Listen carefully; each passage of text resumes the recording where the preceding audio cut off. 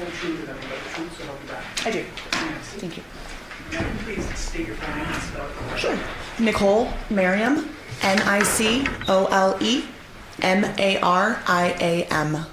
whenever you're ready. Good morning, ma'am. Morning. Yes, still morning. Almost. How are you doing today? Good, how are you? Good. What is your position? I am a crime scene analyst 2 at the Henderson Police Department. Okay. How long have you worked in that capacity? Total almost 15 years. I've been at Henderson for just over 9 years, and I was with Las Vegas Metropolitan Police Department for nearly 6 years prior to that. And you mentioned crime scene analyst 2. What does that mean? It's just a level. Are you the 2 specifically, or? Yes. It's a level. So in both Metro and Henderson, there are 3 tiers of crime scene analyst. At Henderson, they're classified as tech is the bottom, the lowest when you start out, then 1, and then 2. So I'm the top level crime scene analyst that Henderson has. Okay. What is some of your background and training that you have done to become a crime scene analyst? Sure. So I have 2 bachelor's degrees from University of Nevada, Las Vegas, one in criminal justice and one in psychology.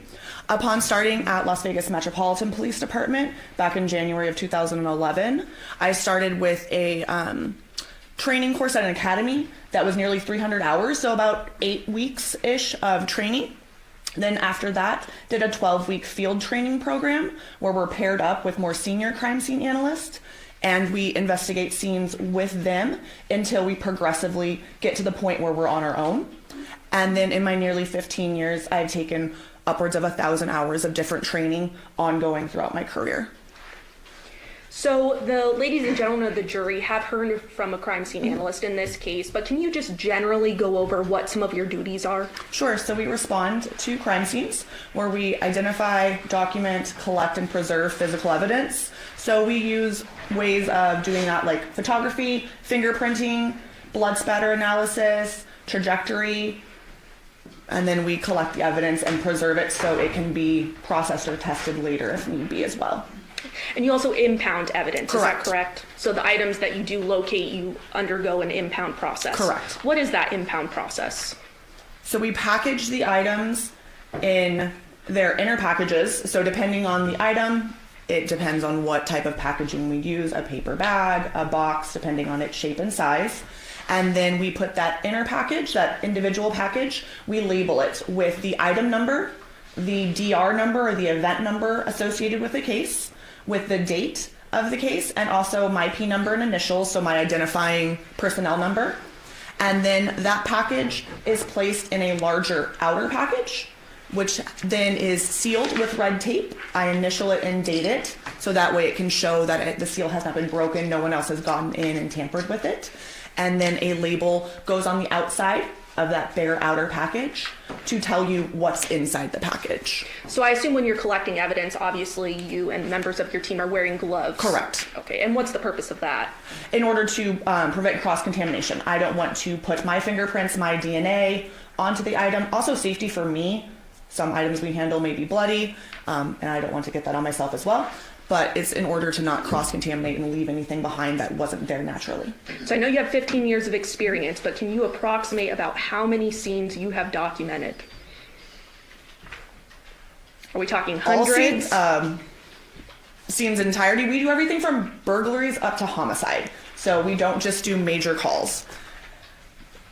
I honestly don't even begin to know what that number would be. Safe to say hundreds? Yes, definitely. Okay. Oh, definitely.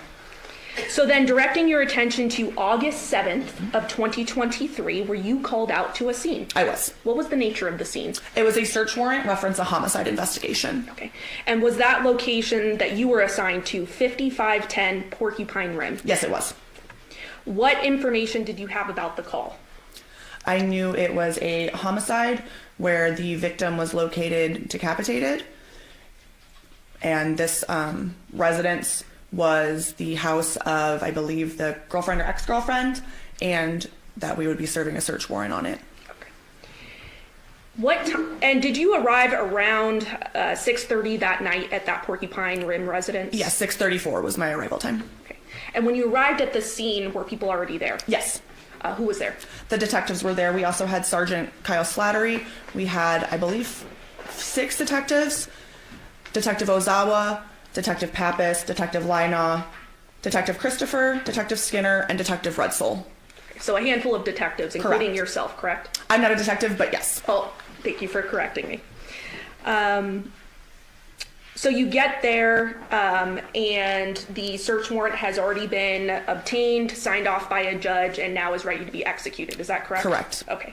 And can you walk, ladies and gentlemen of the jury, sort of the process of what happened when you got there with that search warrant? Sure. With search warrants, my job largely is photography.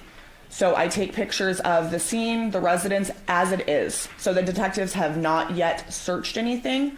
The photos I take in the beginning are as the scene is when I arrive.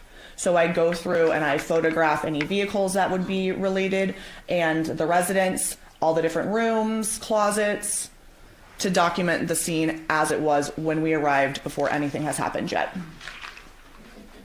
So you mentioned photographs. Yes. I have in my hand here hundreds of photos, specifically exhibits 235 through exhibit 441. Did you have a chance to review these items prior to testifying today? I did.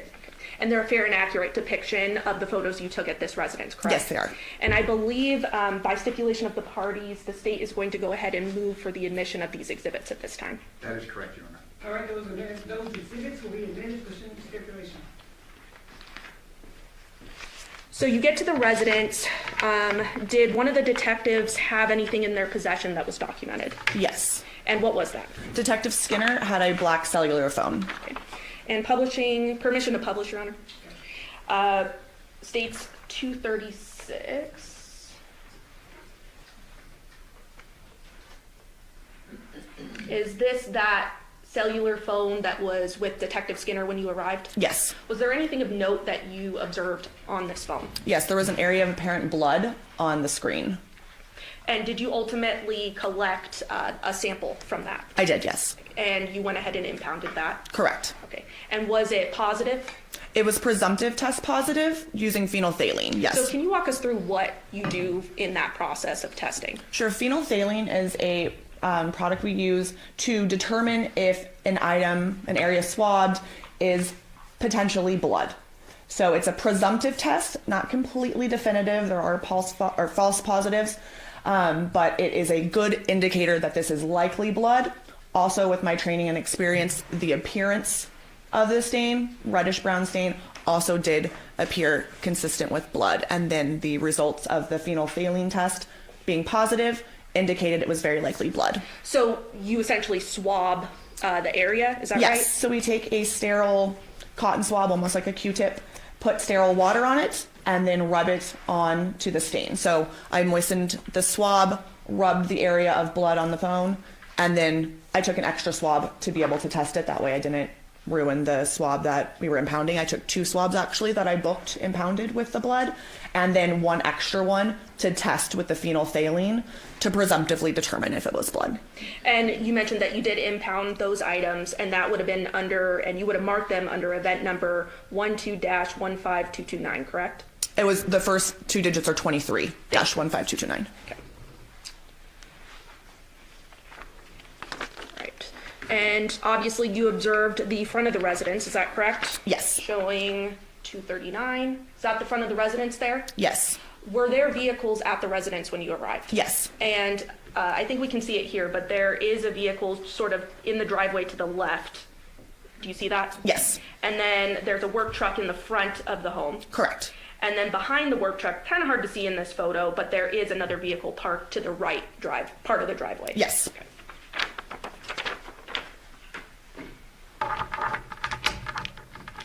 And did the search warrant also include, states 241, a search of this work van here? Yes. Okay, and it was searched. Yes. Anything of evidentiary value found inside that vehicle? No. States 242, were these vehicles searched as well? Yes. Reflected Well, here. the one on the right, the Honda Civic. Okay, and what about the one on the left then? The one on the left is a Nissan Armada. It was locked and it was sealed and then towed to our secured garage at the Henderson Police Department. It's our crime scene garage, and it was searched later with a different search warrant. Anything of evidentiary value that you know of in either of these vehicles found? I do not know about the Nissan Armada, but I do know the Honda Civic was searched on scene where I was present, and no, there was nothing of evidentiary value in the Civic. showing 265. What do we see here? So to the right on the screen there is the front entry door. So that's the main entrance door into the house. And this is the front formal room. It's also connected to the formal dining room. And sort of near the door to the right of this photo, do we see sort of a shoe rack there? Yes. And on that shoe rack, did you locate any black Nikes with a swoosh, white swoosh on them? No.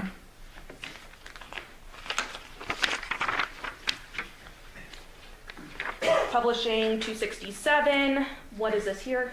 That's a different angle of that same room. So again, on the right, you see the couch, and on the left is the dining table where the family room meets up with the formal dining room area. 268. What do we see there? That's a close-up of one of the larger seats or couches in the room, in the living room. And then I'm specifically sort of pointing towards the left of the center chair. Those items there, were those, did anyone look at those? Yes. And what were they? Some types of swords. Okay. 276, what do we see here? That's a photograph of the kitchen in the residence. Okay. And this kitchen was searched thoroughly, is that correct? Yes. Okay. Publishing 277, what do we see here? That's a picture of me standing in the kitchen looking out to the dining nook and then the living room. That's a different one than the front entry, the family room. This is the living room. And then when you were searching the kitchen, you didn't find any sort of murder weapon, anything with blood on it, anything like that, correct? Correct. 278, what is this? That's the master bedroom. That's on the first floor of the residence. And then 279. It's a different angle of the same master bedroom. And 280. Same, just another angle of the master bedroom. Okay. 288. That's the master bedroom looking into the attached master bathroom. And then we have 289. That is the master bathroom, and then the master closet is off the bathroom there. 291.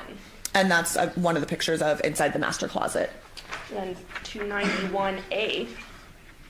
That is the other half of the master closet.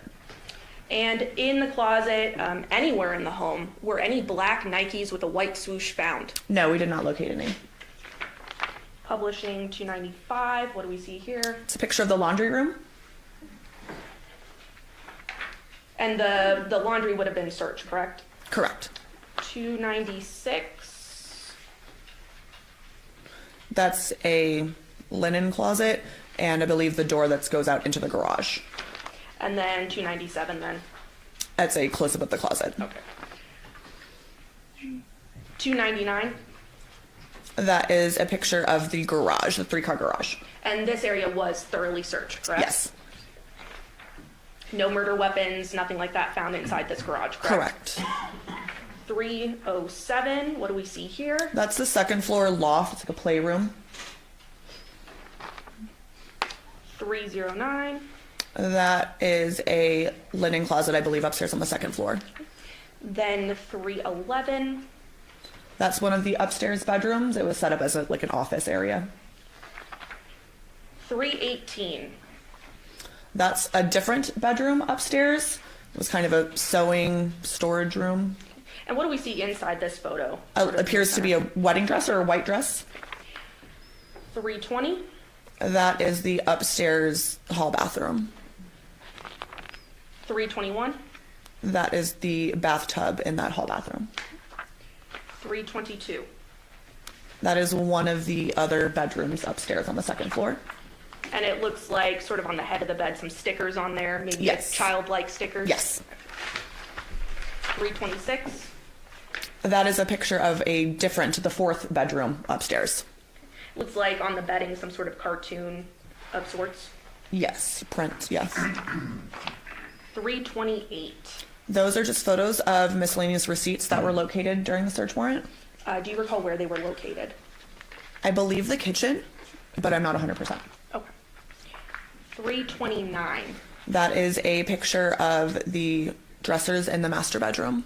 Was there something located inside of one of these drawers? Yes. And what was that? It was a collection of plastic bags, 6 in total, with the inner one being knotted, tied in a knot, containing a black wallet that had miscellaneous cards and also the driver's license in the name of Jonathan Willette, and then a set of keys were tied in that inner plastic Vaughn's bag, grocery bag. So then publishing 347, is that bag? you were Yes, talking that's about? the inner, you can see the knot at the top, so that's the inner bag, and there were 5 other plastic bags around it. 344 are those extra bags that were around it? Yes, that's the clump of all of it. Okay. And then 348, is that the wallet and keys you mentioned? Yes, And then 349, the driver's license you mentioned. correct. And whose name is on that driver's license? Jonathan James Willette. Okay.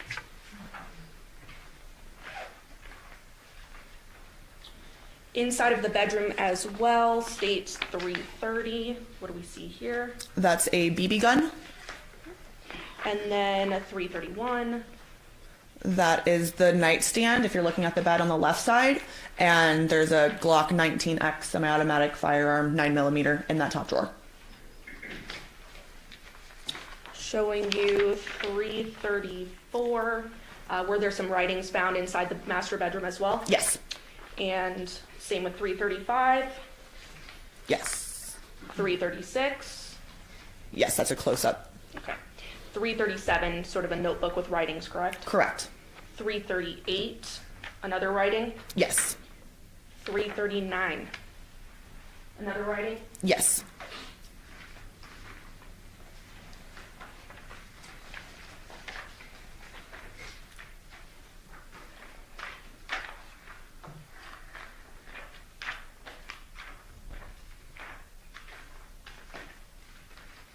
Inside the garage, states 353. Did you locate a bag with something inside? Yes. And what do we see there? So that red bag was found on top of those trash cans in the garage, and there were 2 Ring cameras, security cameras, that were located inside that red bag.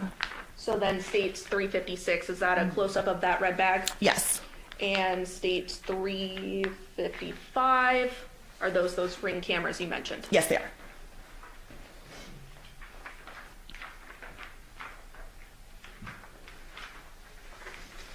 Showing you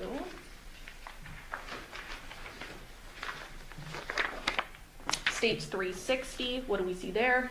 That is the bed in the master bedroom with a blue and gray striped dress laid out on top of it. 362. That is a receipt. Then looking at 366, what do we have here? That's a mini backpack purse that was located on top of the bed in the master bedroom.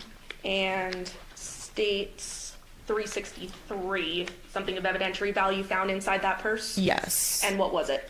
A social security card in the name of Jonathan Willette. And you found other electronics inside that bedroom as well, correct? Yes. There were several. Yes. And those would have been collected as well. By detectives. I did not collect them. I photoed them. And you mentioned several writings that were collected in this case, right? They weren't collected, they were photographed. Thank you. They were.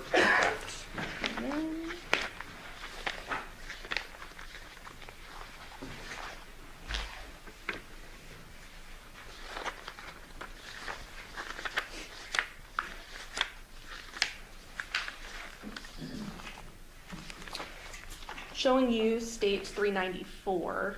Was this located as well? Yes. Okay. And what do we see toward the card underneath Jonathan's social security card there?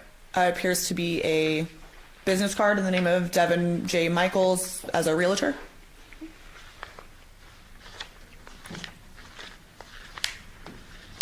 And again, some devices were located. Correct. In an abundance of time, I'm not going to go through each one of those. Members of the grand jury will have these.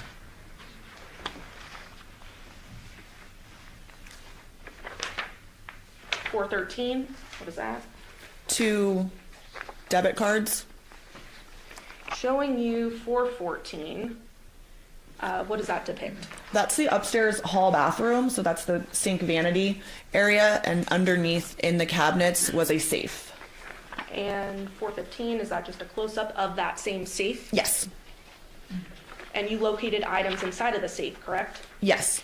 416, what do we see inside the safe? That's a 9mm 6-hour handgun Looks like live ammunition as well as extra magazines, and maybe a magazine and a speed loader. And you would have documented the backyard as well, correct? Yes, 422, 423. And then did you take photographs of the female that was there? I did, yes. Okay.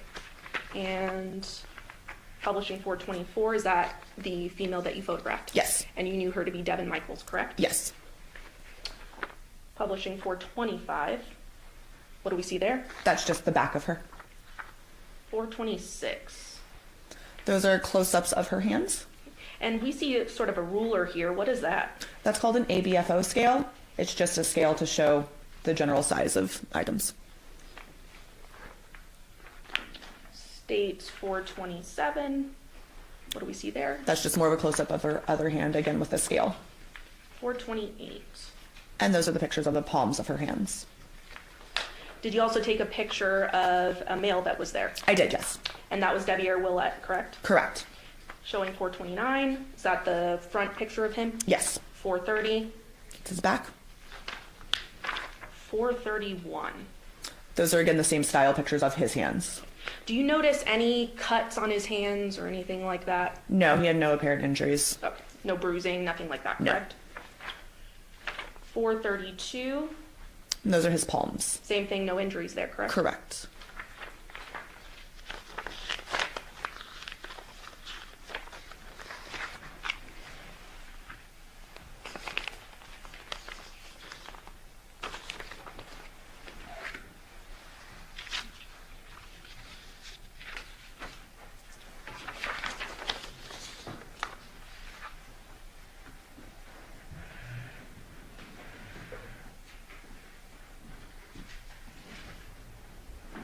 When you were taking pictures of Miss Michaels, what was her demeanor like? I honestly don't recall too much. Nothing out of the ordinary? No, I don't. Nothing stands out to me one way or another. Same thing with Devyn, correct? Correct. Nothing out of the ordinary? Correct. Okay. Turning your attention then to August 9th of 2023, did you assist in collecting an item back at that 2698 Paladura Drive? Yes. Okay. And did that include black boxers? I believe they were gray. Okay. But they were boxers Yes, nonetheless, boxer shorts. correct? And those were located on top of a couch, correct? Yes. Okay. And that was inside of sort of that recessed, informal, makeshift bedroom? Yes. Okay. Then on August 15th of 2020, and you collected those and impounded them, correct? Correct. On August 15th of 2023, you then returned to the 5510 Porcupine Rim, Yes. correct? Okay. And you were there to collect and document some more items with a search warrant, correct? Correct. I believe you took photos of cleaning products that were located in cabinets, correct? Yes. A pair of blue cloth shorts in the first floor of the master bedroom. Yes. And a pink tank top in the first floor of the master bedroom. Yes, the first all one. impounded. I did not impound the cleaning products or the tank top, but I did collect and impound the blue shorts. Under that same event number that we discussed. Yes. Pass the witness.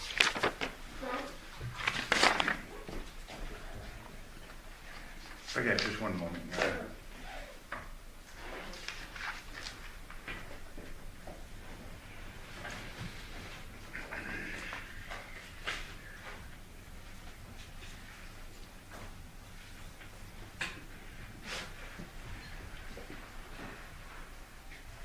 Good morning.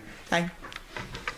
You were shown hands of both Devyn Willette photographs and Devyn Michaels, correct? Yes. Were those all the photos that you took of both of these people's hands, front and back? I don't believe so. In general, those photographs. I typically take pictures of the two together, the two flipped, individual more of the left, individual more of the right. Okay. And you were asked questions as to whether or not you saw any injuries on Mr. Willette's hands? Correct. In your testimony that you signed that? Right, there were no apparent injuries that we noted. You were not asked questions concerning Ms. Michaels' hands. Same questions. No injuries, front or back, correct? Correct, I didn't notice any injuries to her hands either.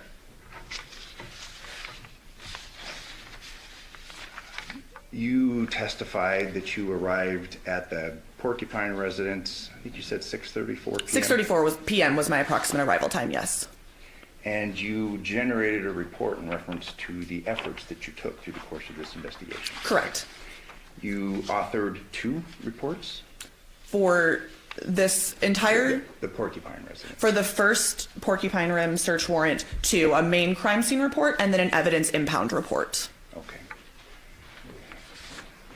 Did you author any other reports in reference to your analysis or the collection of evidence at the Porcupine residence?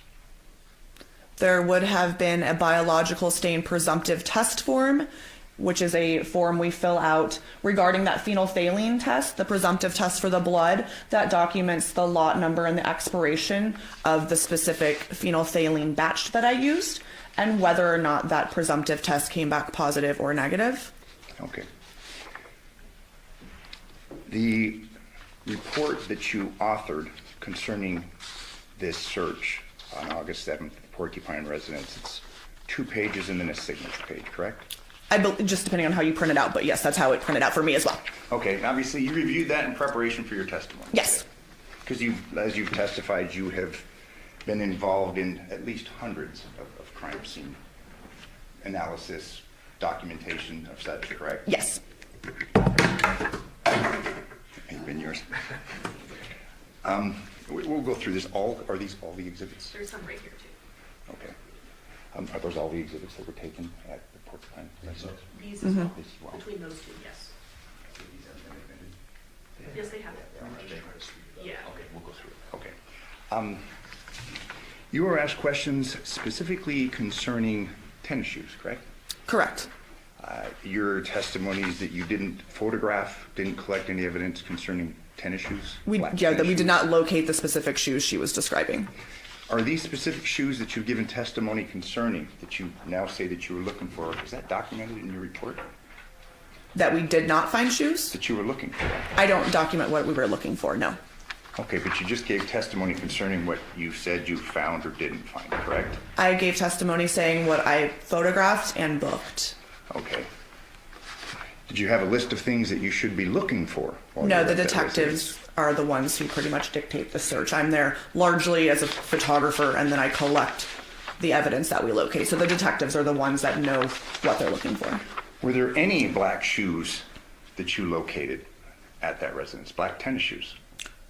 Perhaps we could go through the photos and look, but nothing that I specifically photographed.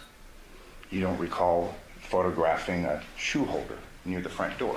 I do, but I don't want to testify officially without examining the photograph that there were black tennis shoes on there, because that was not something that I specifically documented. Do you recall specifically capturing a photo of black tennis shoes in the closet? Again, no, I took overall pictures of the closet, and then I photographed the items the detectives locate and deem of note. I then photographed those more closely.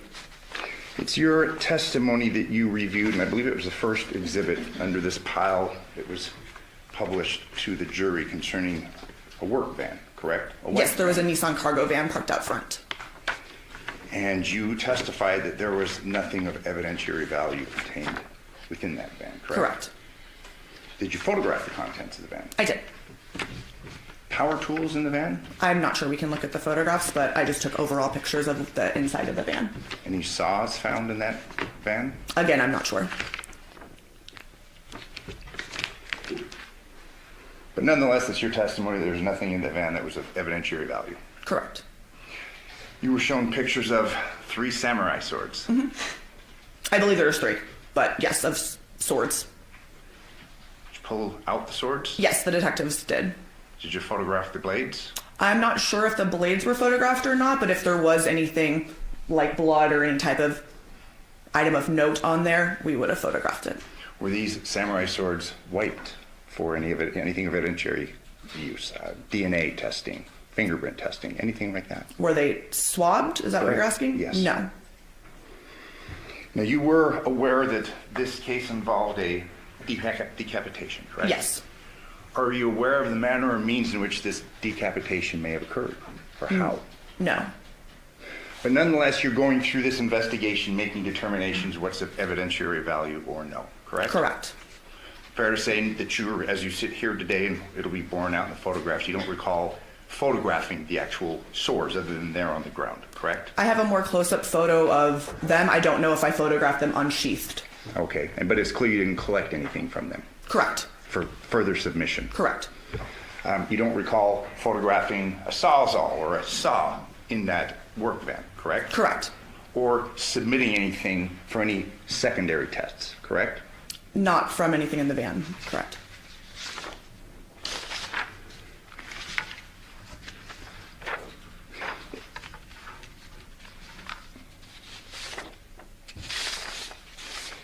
You make reference to some soft scrub bleach located in the laundry room of this Porcupine residence, correct? Yes. And you felt that was of evidentiary value? The detectives told me to specifically photograph this bottle of bleach. Soft scrub, that's a fairly common household item, is it not? I can't testify to I don't have it at my house, but it's Soft scrub, I mean, you've heard of it, you know of it, correct?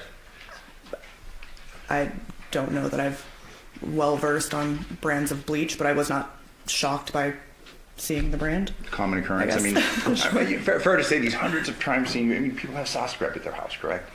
Like I said, I can't testify to who has it, but I'm sure people possess soft scrub bleach, yes. What do you use? I have Clorox bleach, or the Walmart brand. Okay. But I just have liquid bleach.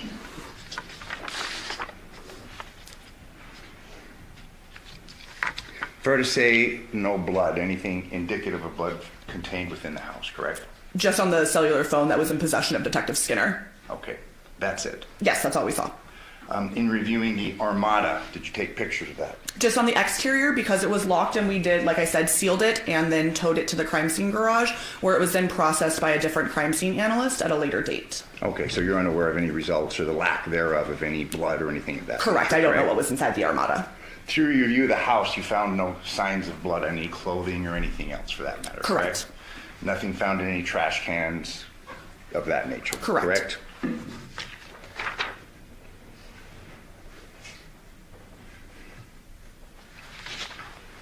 Could you have the court's indulgence just for a moment?